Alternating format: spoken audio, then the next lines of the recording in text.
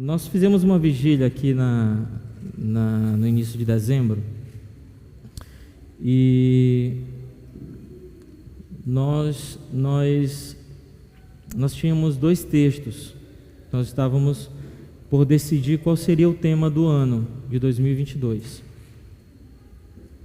Um dos textos era o de Isaías 60. Eu vou ler o texto, mas eu não vou dizer qual é o tema, tá? Isaías 60 diz assim. Você está com a Bíblia na mão aí? Pega ela. Abre Isaías 60.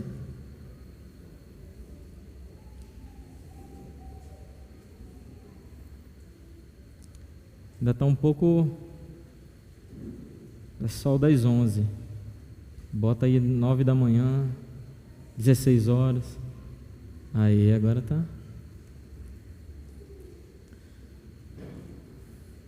Então, Isaías 60 diz assim: levanta-te e resplandece, porque a tua luz é chegada e a glória do Senhor amanhece sobre ti. Porquanto eis que a escuridão cobrirá a terra e densa escuridão o povo. O Senhor, porém, levantar-se-á sobre ti e a glória dele será vista sobre ti.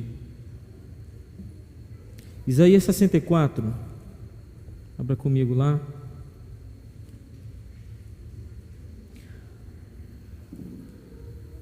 A minha versão diz assim, vou ler de vocês: ó, se fendesses os céus e descesses, se os montes tremessem na tua presença, como quando o fogo inflama os gravetos, como quando faz ferver as águas, para fazeres notório o teu nome aos teus adversários, de sorte que as nações tremessem na tua presença. Minha versão diz assim: ó, que tu violentamente rasgasses os céus, que descesses para que os montes pudessem se derreter diante da tua presença, como quando o fogo derretedor queima, o fogo faz as águas ferverem, para fazer o teu nome conhecido aos teus adversários, para que as nações possam tremer à tua presença. Ambos os textos, eles estão dentro de um mesmo contexto de Israel exilada, nação de Israel exilada, e o profeta Isaías profetizando para a nação de Israel, para reis, para as nações pagãs, para todo mundo ele estava profetizando. O profeta ele é bem como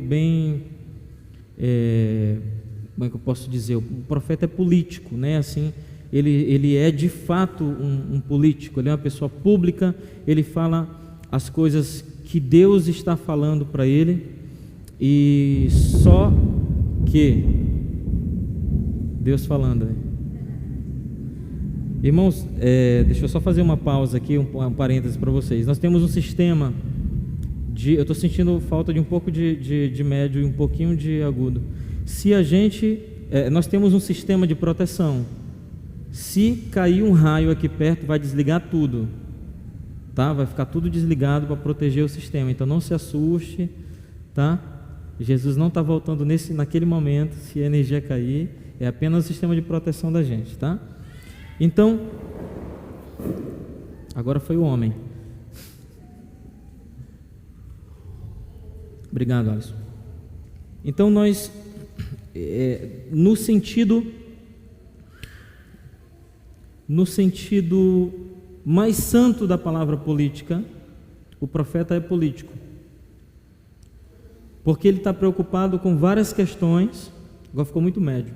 Ele está preocupado com várias questões e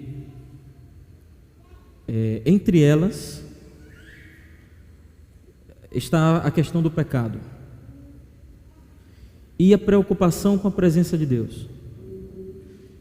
Já pensou se os nossos representantes estivessem preocupados com isso? Lá na Câmara, no Senado, já pensou?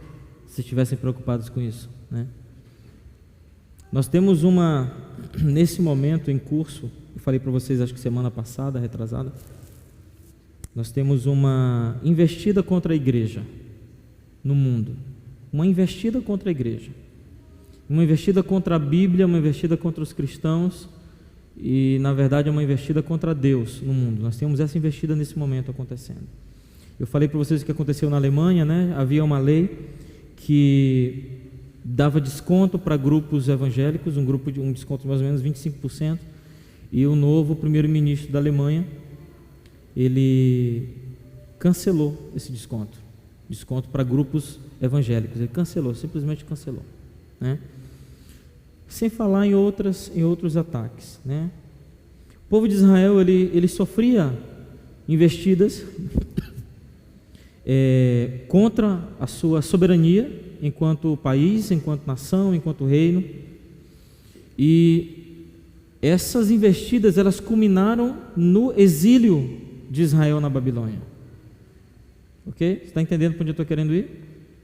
Culminou no exílio de Israel na Babilônia. Toda essa perseguição. A gente encontra aqui no capítulo 64, Isaías falando: se fendesses os céus e descesses, se os montes tremessem na tua presença, como quando o fogo inflama os gravetos. Essa não é uma oração tipo num culto de adoração, onde nós cantamos: se fendesses os céus e descesses, como a tua presença ia nos batizar com o Espírito Santo, como nós seríamos abençoados e curaríamos as pessoas nas ruas. Não é esse o contexto. O contexto está lá em Isaías 63, abra a tua Bíblia lá em Isaías 63. Não é o contexto de um culto, é um contexto de desespero, de guerra, e ao mesmo tempo de esperança. Porque ele era um profeta, ele não podia andar desistido, né? Exclua Jeremias desse comentário. Em Isaías 63 diz assim: quem é este que vem de Edom? Vamos pular para o versículo 7, porque ele faz uma série de poemas, grupos de poemas, e o versículo 7 ele começa a falar do assunto do 64. Ele diz assim: e eu irei mencionar as misericórdias do Senhor e os louvores do Senhor, de acordo com tudo que o Senhor tem dispensado sobre nós, e a grande bondade para com a casa de Israel, a qual Ele tem concedido sobre eles, de acordo com as suas misericórdias e de acordo com a multidão das suas misericórdias. Agora volte lá para o versículo 1. Quem é esse que vem de Edom, de Bosra, com vestes tingidas? Este que é glorioso no seu vestuário, avançando na grandeza da sua força, eu que falo em justiça, poderoso para salvar. Por conseguinte, és tu vermelho em teu vestuário, e tuas vestes como aquele que pisa no lagar. Eu tenho pisado no lagar sozinho, e dentre o povo não houve ninguém comigo, porque eu irei pisá-los em minha ira e esmagá-los em minha fúria, e o sangue deles será salpicado sobre as minhas vestes, e eu mancharei todo o meu traje. Agora pule de volta lá para o versículo 8, para a gente continuar o que a gente leu no 7. Certamente eu estou fazendo isso porque, como é um poema, eu quero organizar na mente de vocês como se deu esse pensamento na cabeça de Isaías. Versículo 8 diz agora assim: porque ele disse: certamente eles são meu povo, filhos que não mentirão, por isso ele foi o salvador deles, em toda a aflição deles ele foi afligido, e o anjo da sua presença os salvou. No seu amor e na sua piedade ele os redimiu, ele os susteve e os carregou todos os dias desde a antiguidade. Se você terminar de ler esse texto, você vai chegar lá no versículo 19, que diz assim: nós somos teus, diga, nós somos teus, tu nunca intentaste governá-los, eles não foram chamados pelo teu nome, ó tu que violentamente rasgaste os céus. E aí continua o capítulo 64. Não há divisão entre os dois capítulos, é o mesmo texto. A divisão de capítulos e versículos da Bíblia, ela é uma organização moderna, para a gente poder dizer assim: abra lá em Mateus capítulo 5, versículo 12, e aí você chega lá, é para o grupo. Mas o texto original não tem separação, é 63 com 64, todos juntos, é um contexto só. O contexto é esse contexto que nós lemos no versículo 1 do capítulo 63. É um Jesus em guerra,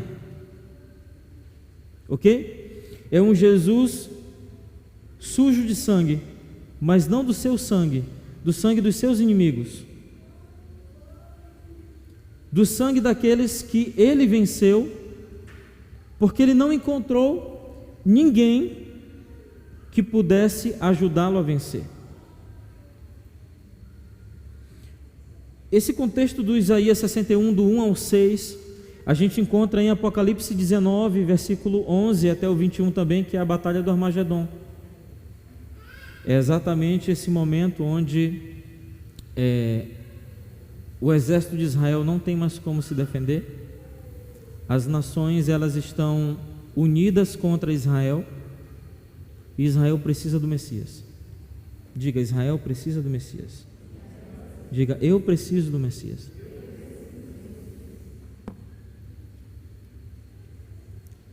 Então, Isaías, quando recebe essa profecia, ele começa a falar, ele faz essa alegoria, e é curioso que lá em João, em Apocalipse, no capítulo 19, há a mesma alegoria, de um lagar das vestes sujas como de sangue, de Jesus guerreando por Israel.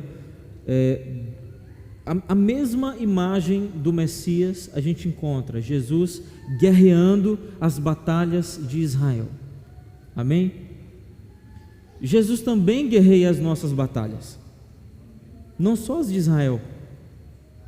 Depois de Jesus, as nossas batalhas foram incluídas no plano de batalha dele. Não entendeu? A partir de Jesus, as nossas batalhas foram incluídas no plano de batalha de Jesus. As guerras da igreja foram incluídas. Você está entendendo? Todas as investidas contra a igreja, todas as políticas contra a igreja, tudo que se tenta contra a igreja, tudo isso está incluído na agenda de Jesus. Ele vai vencer. A cronologia das batalhas é diferente, ok? Mas ele vai lutar por nossas guerras como ele faz com Israel. Ele ainda faz com Israel. Ele não fez somente, ele ainda faz com Israel. Assim como ele faz conosco. Então não pense que você está só. Não pense que você está lutando sozinho, que o Senhor não está vendo o que você está passando. Não pense isso. Ele está vendo, e Ele está lutando por você. Só que tem muitas batalhas que são guerras de inteligência, são batalhas silenciosas, são vencidas em oração, são ganhas em intercessão. Muitas batalhas são assim. Nem todas são aquelas de movimento, né? Que você vai lá para o fronte e tal, e vai para a guerra e fala e briga, não sei o que. Nem todas são assim. Você sabe disso. Amém? A questão desse texto é que o culpado pelo exílio de Israel na Babilônia era o próprio povo de Israel. Não eram as nações pagãs, não era a Babilônia, não seria a Grécia, nem tampouco Roma. Não são os 7 países árabes que estão ao redor de Israel, não são eles os culpados. É o próprio povo de Israel. Você já entendeu onde eu vou chegar? No caso da igreja, de quem é a culpa? De quem? É de quem? É da igreja. É minha. Diga, é do pastor. Não, diga, é sua. A culpa é? Essa é a culpa. E essa culpa, irmãos, ela não é só porque nós retrocedemos em algumas áreas, porque nós deixamos de fazer algumas coisas, não. A culpa mais latente se chama pecado. Você vai ver Isaías brigando ali, falando com o povo de Israel sobre paganismo, sobre o envolvimento deles. Irmãos, eles estavam exilados e eles conseguiram se envolver com os deuses da Babilônia. Tudo bem, a gente pode estar generalizando, dizer Israel num contexto todo, mas a gente precisa fazer isso, porque por causa de um grupo que não era pequeno, era muito grande. Na verdade, pequeno era o grupo dos que resistiram. Mas por causa de uma quantidade considerável de pessoas, Israel toda sofreu. Por causa da pregação da igreja, ou da maneira como a maioria da igreja vive, é que a igreja sofre. É por causa disso que os cristãos sofrem e são perseguidos. É por causa do pecado da maioria da igreja. Isso me diz uma coisa que é alarmante, significa que a maioria da igreja não sabe ser igreja. Não é só um pouco, não é por causa de alguns todos pagam, por causa da minoria todos pagam, não, é por causa da maioria que todo mundo está pagando. A maioria da igreja é pecadora. A maioria da igreja não segue o Messias. Está ficando ruim a pregação, vou melhorar. Calma lá, vai ficar boa. Vai ter hora que a gente vai se arrepender no final. Amém? É por causa do pecado da maioria, irmãos. A maior parte do nosso tempo nós não estamos preocupados com o Senhor. Nós não estamos olhando para Ele na maior parte do nosso dia. Quantas horas por dia você ora? Será que é o dízimo? 2 horas e 19 minutos? Será que é pelo menos 30 minutos? 1 hora? Quanto tempo você ora? Quanto tempo você estuda as Escrituras? Quando o profeta Isaías, ele diz: ó, se fendesses os céus e descesses. Ele estava falando de um momento alarmante. É como se ele estivesse dizendo: Senhor, chega do nosso sofrimento. Nós não aguentamos mais sofrimento. Só que no versículo 5 e no versículo 6 de Isaías 64, ele menciona os pecados do povo. Isso é depois de pedir que Deus descesse, não antes. No nosso discurso normal, nós primeiro falamos os nossos pecados e depois nós pedimos ao Senhor que Ele nos abençoe, que Ele desça. Não é assim que é o nosso discurso? Por quê? Porque a gente pensa que automaticamente, depois que pedimos perdão, o Senhor precisa agir. Não é assim. A gente diz aqui: Deus não é menino, né? Não é porque você se arrependeu que Deus vai agir. Tem uma maioria que continua fazendo as coisas erradas e uma minoria que se arrepende.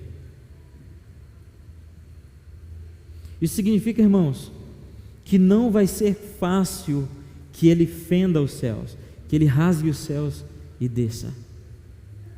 Eu vou ler alguns episódios para você entender, só alguns, 6, para você entender do que eu estou falando. Por exemplo, Êxodo capítulo 14, versículo 21.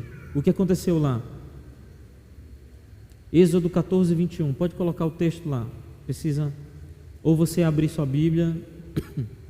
Êxodo 14, 21.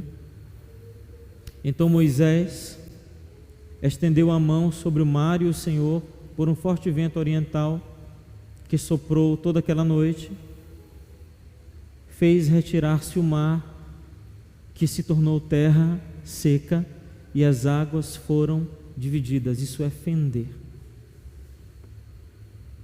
Você entende a situação de emergência? Era: lá vem Faraó, Israel na frente, o mar na frente e Faraó atrás. Sabe o que aconteceu naquela madrugada? O povo de Israel, na beira do mar, olhava para trás e via Deus soltando foguete nos egípcios. Caía pedra, chovia, descia fogo do céu, tudo para segurar os egípcios. Até que eles passaram e Deus precisou, diga precisou, fender as águas para o povo passar a pé. O segundo episódio de Números 16, 31. Números 16, 31 é interessante porque é um episódio também alarmante. É aquele episódio de Corá. Vocês lembram de Corá? Esse irmão, ele era muito, muito maligno. E aconteceu que, acabando ele de falar, Moisés estava discursando por causa de Corá. de falar todas as palavras, a terra debaixo dele se fendeu, abriu a sua boca e tragou com as suas, o quê? Com as suas casas, como também todos os homens que pertenciam a Corá e todos os seus bens. O que estava acontecendo? O povo de Israel estava em formação, o reino de Israel estava em formação. Então não poderia ter uma sementezinha de gente ruim no meio do grupo, porque ia contaminar todo mundo. E Corá começou a questionar Moisés. O que Deus fez? Emergencial, fendeu a terra e caiu Corá com todo mundo dentro. Antes houve uma reunião e ele disse que toda a família dele deveria ficar no lugar tal, aconteceu aquilo. Irmão, não pense que Deus é mau, isso é emergencial. Se lembre ou pense que para Deus te salvar, muitas outras coisas vão acontecer.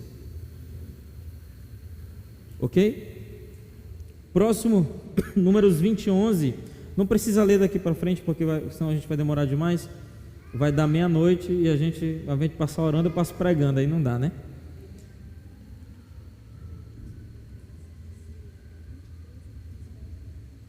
Que horas?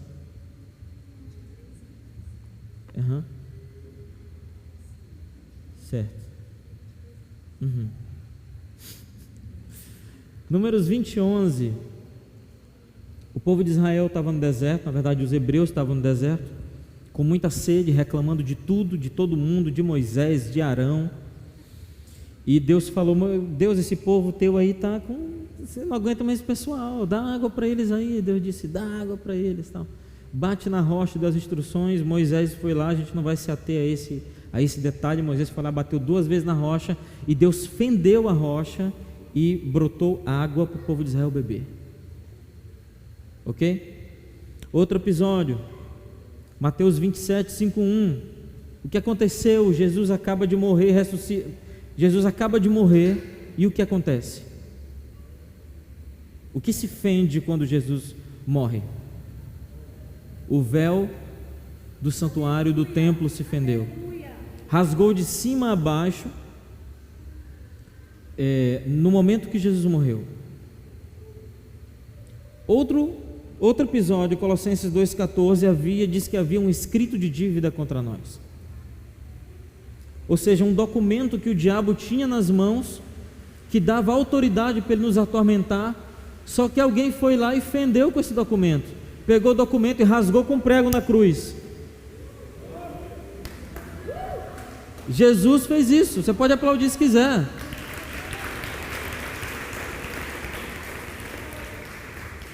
Emergencial, irmão, você ia para o inferno, e Ele te salvou.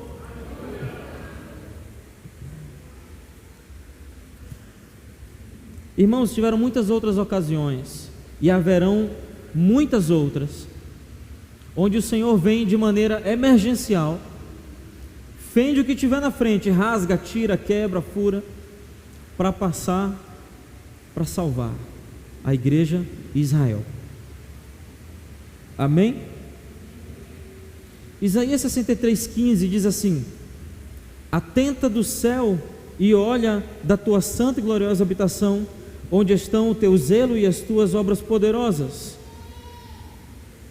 Isaías, ele começa, irmãos, desde o versículo 15 até o início do capítulo 64, 63:15, até o começo do capítulo 64, ele começa a mostrar para o Senhor uma série de episódios onde ele havia salvo o povo de Israel no passado. Então havia uma preocupação no coração de Isaías para que Deus voltasse a ser o Deus de antes. Isso teologicamente é complicado de explicar, porque Deus não deixa de ser Deus em momento nenhum. Deus, ele não deixa as suas características em momento nenhum, ele continua sendo Deus. Você está entendendo? Ele continua sendo Deus. O que muda então? Somos nós que mudamos. Somos nós que nos afastamos dele. Fomos nós que demos um passo atrás. Ele continua no mesmo lugar. Eu queria ler com vocês alguns versículos do 64. O primeiro nós já lemos, que é esse clamor que diz assim: ó, se fendesses os céus e descesses. Isso significa, irmãos, que nós precisamos de uma nova manifestação da presença de Deus.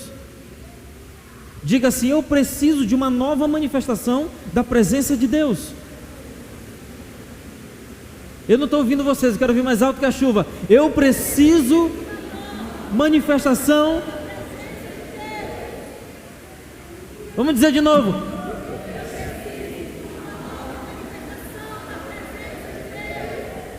Nós precisamos, irmãos. Isaías estava desesperado com isso, porque o povo de Israel tinha desaprendido a chegar perto dele. Sabe quando você faz uma coisa ruim contra alguém e você fica com vergonha de falar com aquela pessoa, ao invés de pedir perdão para ela? Quem já passou por isso além de mim? Eu vou levantar 2 mãos porque já fiz um monte de vezes isso. Você fica com vergonha de falar com aquela pessoa, de falar qualquer coisa. Aí você chega naquele momento, o momento mais circo da sua vida, mais ator da sua vida. Você vai falar com a pessoa como se não tivesse feito nada. Aí você chega lá na pessoa e fala com ela achando que aquele assunto novo que você puxou é um pedido de perdão. Não, Isaías não foge do assunto, ele continua querendo o perdão do Senhor, ele continua confessando os pecados, e ele continua dizendo do 63 ao final do 64: ó, se fendesses os céus, se tremesses a terra, se descesse fogo do céu e queimasse os gravetos. Ele continua falando a mesma coisa o tempo todo. Irmãos, o nosso clamor precisa ser igual, constante, quente o tempo todo. Amém? No versículo 2, olha que coisa interessante, 64.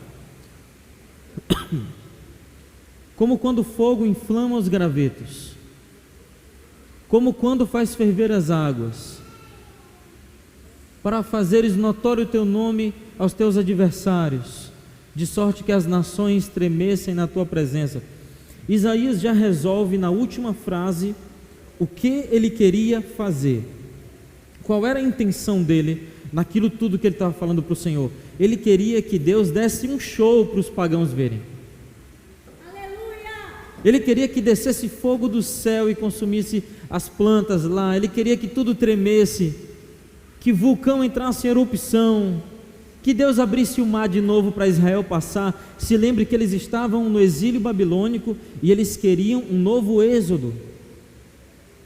Eles queriam sair como eles estavam naquela época no Egito, eles queriam sair também da Babilônia, e eles esperavam que Deus fizesse como fez com os egípcios, só que foi diferente. Deus fez de outra maneira. Mas eles queriam, porque era assim que eles conheciam Deus, e era só dessa forma, irmãos, que eles acreditavam que as outras nações iam encarar Deus como o Deus dos seus pais. Diga: o Deus dos meus pais.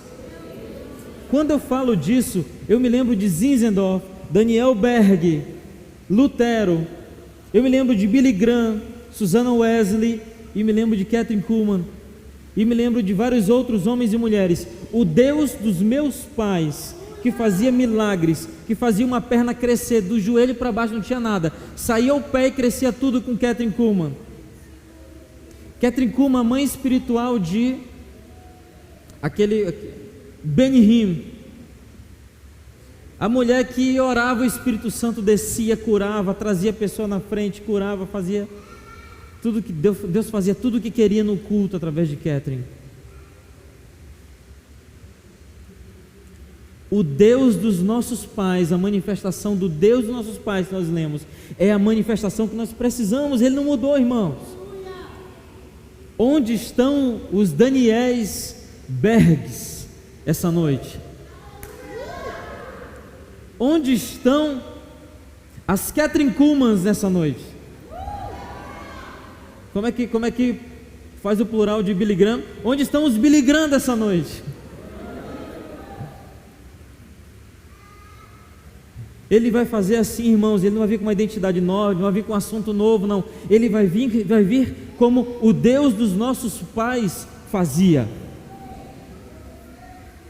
É rasgando o mar, é descendo fogo do céu, são 10 pragas contra o Egito, está entendendo, né? É desse jeito que ele vai fazer de novo. Quando a gente ora e diz assim, faz de novo, ele vai fazer igual como ele fez nos tempos do passado.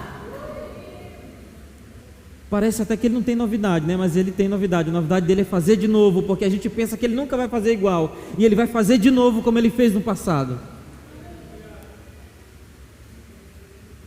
Nós oramos, irmãos, acho que todos os dias praticamente da nossa viagem na Alemanha, Senhor, faz de novo. A gente mostrou as fotos do túmulo de Zinzendorf, a gente orando, faz de novo. Faz de novo, Senhor, aviva de novo a tua obra. O que os moravianos não conseguiram, não entraram no Brasil, nós estamos hoje no Brasil,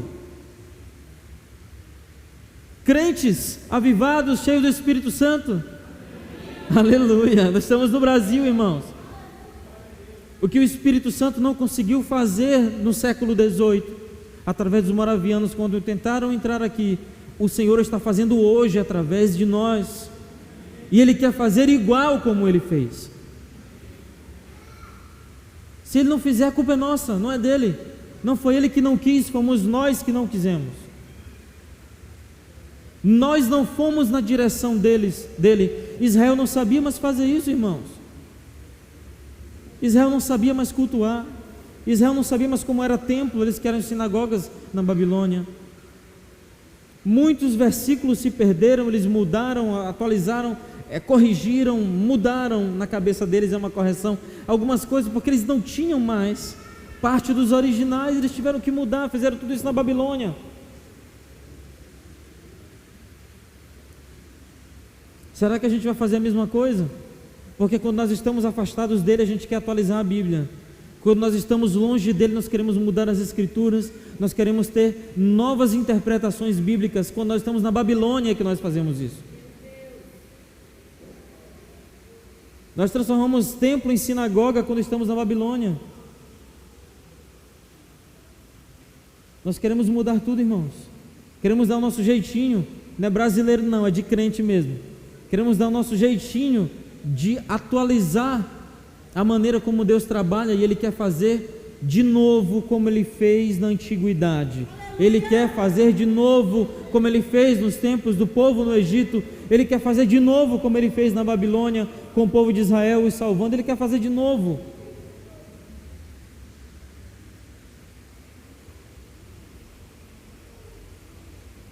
No versículo 5, 64,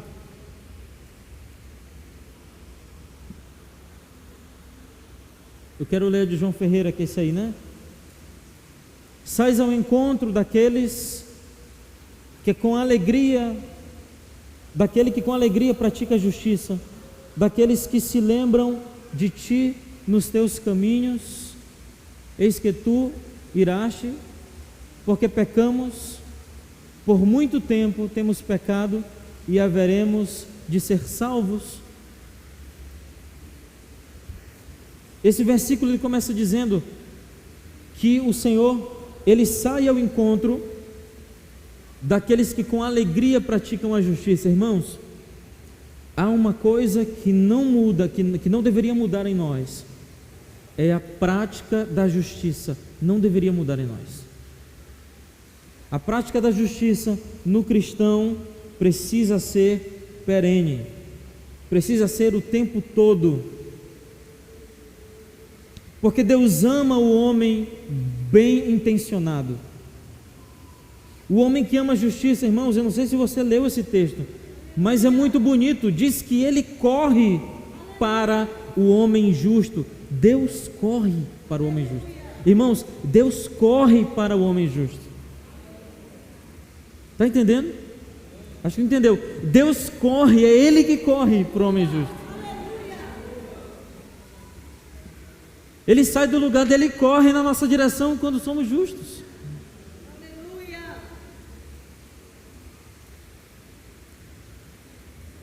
Ser justo é se alegrar com o que é certo. é brigar pelo direito do oprimido, é se alegrar quando aquilo que é justo está sendo feito, é quando você vive sobre princípios espirituais, é quando você pratica as Escrituras, irmãos. Isso faz Deus correr em nossa direção. Não é canção de worship, não. Deus corre na direção de quem é justo.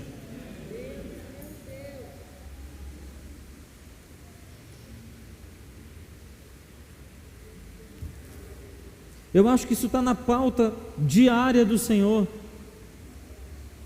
procurando justos, buscando pessoas para quem Ele possa correr, pessoas com quem Ele possa se envolver, desenvolver relacionamento. Você já encontrou um amigo que você não via há muito tempo? As mulheres geralmente correm, né? Os homens, eles ficam mais assim, né? Disse, rapaz, a vontade é de correr, mas a alma não deixa, que o homem não pode estar abraçando assim outro homem, né? Então não corre, mas a mulher geralmente corre. Amiga, quanto tempo. Quando é um familiar, a gente corre, né? E abraça a pessoa. Imagine Deus com saudade da tua justiça. O quanto Ele espera pelo momento de te ver como alguém justo, como um cristão verdadeiro, como alguém que pratica as Escrituras, que vive sobre princípios. Na direção desses irmãos, Ele se apressa, porque Ele quer um relacionamento com essas pessoas, porque Ele tem assunto. Sabe quando a gente vai orar e não sabe nem o que falar? A gente começa a orar e não tem assunto. É porque não somos amigos do Senhor. Aí você fica repetindo um monte de palavras, um monte de coisas, cita um versículo bíblico, mas não diz nada novo. Não tem um assunto de verdade para falar com Ele. Fica só mandando nele. Senhor, faz aquilo, Senhor, faz isso. Não faz como Isaías, que confessa os seus pecados e do povo. O versículo 6 é exatamente isso. Todos nós, porém, somos como uma coisa impura, e todas as nossas justiças são como trapos imundos ou trapos de imundícia, talvez tua versão diga isso. E todos nós iremos murchar como uma folha, e nossas iniquidades como o vento nos tem arrastado. No versículo 6, depois de pedir que Deus venha, Isaías toma uma atitude de arrependimento. Como eu falei anteriormente, ele não subentende que Deus entendeu a retórica da oração dele e que ele se arrependeu e Deus vem depois. Não, ele pede para Deus vir e depois ele age, depois ele faz. Ele não fez pacto com o Senhor. Senhor, se tu descer, eu vou parar de pecar. Não é assim que a gente faz? Daqui a pouco você vai querer fazer isso aqui meia-noite, nem tiver de joelho ali orando, Senhor, esse ano eu não vou pecar mais, esse ano eu vou para a igreja, é toda terça, é todo domingo, eu não vou faltar a escola de líder. Senhor, eu estou reprovado 6 meses, eu fiz a escola e nunca terminei, eu nunca vesti aquele terno lá, nunca... Não, irmãos, a gente fala com ele, pede para ele descer, mas aí é que a gente começa a mudar. Aí é que a gente muda a nossa conduta.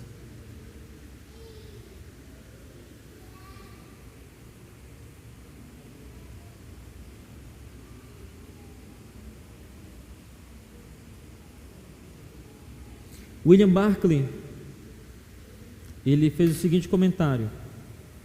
Ele é um teólogo do século XVIII, do século XIX, do início do século XIX, na Inglaterra, na verdade, final do 18, início do 19. E ele diz o seguinte: os feitos retos de um homem, por estarem maculados pelo pecado, são como trapos imundos.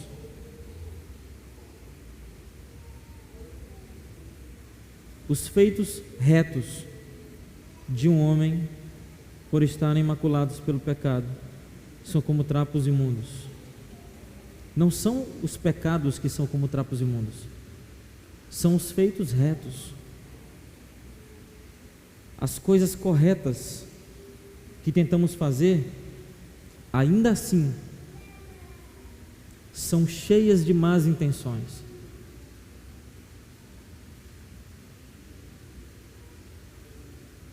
Por causa do nosso pecado. Acho que a gente já falou sobre isso, já pregamos sobre isso, né? O nosso pecado,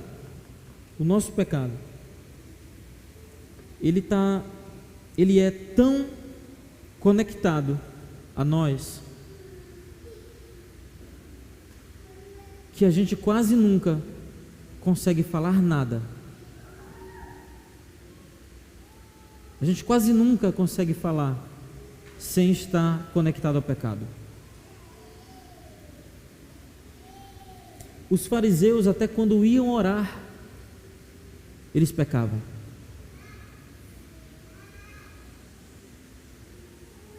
Os fariseus.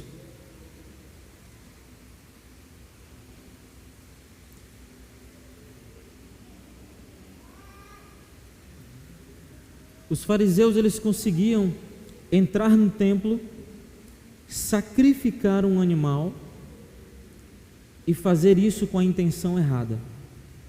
Ora, o templo estava correto, o sacrifício também estava correto, mas a intenção do coração estava conectada ao pecado. Irmãos, isso para mim é muito duro encarar isso, é muito duro, é muito difícil, porque significa que até quando eu estou no teclado tocando, cantando de olhos fechados, eu posso estar cometendo pecados.